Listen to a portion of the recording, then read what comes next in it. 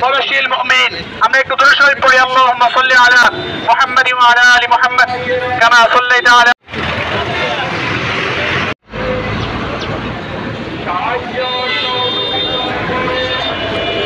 সর্বস্তরে আমাদের ছাত্র ভাইয়েরা, আমাদের সর্বস্তরে সাহসী জনতা পরে এবং সরকারি দেশের পরেও যদি আমাদের দাবি বাস্তবায়ন না হয়, তাহলে কোষাগারের সমস্ত জনগণকে নিয়ে পরবর্তী কর্মসূচি যারা কষ্ট করে আজকে এখানে এসেছেন সকলকে অন্তরে অন্তঃস্থল থেকে শুকরিয়া জানাচ্ছি। বরাবর জেলা প্রশাসন বরাবর আবেদন জানিয়ে আমরা আজকের মানববন্ধনে উপস্থিত সকলের প্রতি কৃতজ্ঞতা জানিয়ে আজকে মানববন্ধন শিকার হবে এটা আমরা মেনে নিতে পারি না। সুতরাং আমরা খুবই অনুন্নত এবং নির্দিষ্ট একটা সময়ের পরে মানুষ রাতে সেদিকে গাড়ি পায় না, যাতায়াত করতে পারে না।